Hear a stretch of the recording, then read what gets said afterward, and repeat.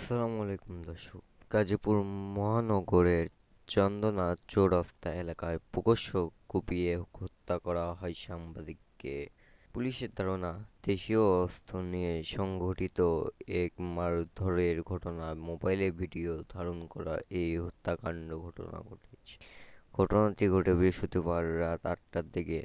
নিয়ন্ত্রণহীন দৈনিক প্রতিদিনের কাগজ এর গাজীপুর প্রতিনিধি হিসেবে কর্মরত ছিলেন। তার বাড়ি ময়মনসিংহের ফুলবাড়িয়া উপজেলার ভাটিয়াপাড়া গ্রামে।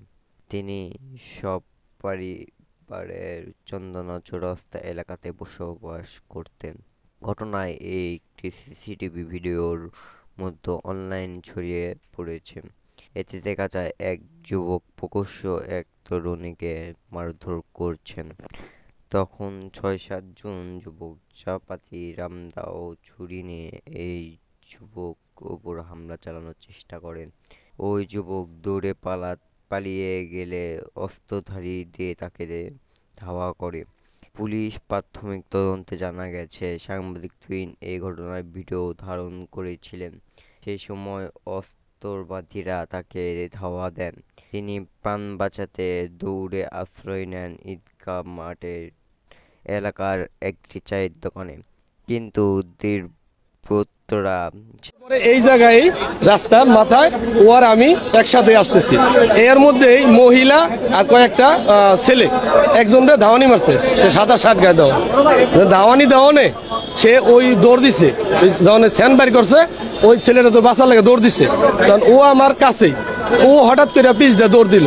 ও আমার মোবাইল বাইর করছে, বুঝতে পারছেন? তো মোবাইল বাইর করে তখন আমি ওরা খুঁজতেছি কই গেল, সব আলজল লেগে গেছে গা, যে কি ব্যাপার, ঘুমনে কি হইলো, কেডা হয়ে ঢুকেই তাকে এলোপাতাড়ি কোপাতে থাকে। ঘটনাস্থলে তার মৃত্যু হয়। এরপর হামলাকারীরা দ্রুত পালিয়ে যায়। গাজীপুর মেট্রোপলিটন পুলিশের উপকমিশনার মোহাম্মদ রবিউল হাসান বলেন, আমাদের ধারণা অন্য একজনকে মারধরের ঘটনায় ভিডিও ধারণ করার সাংবাদিক তুহিনের হত্যা করা হয়েছে। তবে ঘটনার সঙ্গে জড়িতদের শনাক্ত করা হয়েছে। তাদের গ্রেপ্তারে পুলিশ একাধিক দল অভিযান চালাচ্ছে। দোষীদের আটক করা গেলে ঘটনার পুরো চিত্র পরিষ্কার হবে। ঘটনাটি নিয়ে গাজীপুর সাংবাদিক সমাজ, মানবাধিকার কর্মী ও সাধারণ মানুষের মধ্যে ব্যাপক ক্ষোভ ও উদ্বেগ দেখা দিয়েছে। স্থানীয়ভাবে নিরাপত্তা পরিস্থিতি নিয়ে উঠেছে প্রশ্ন।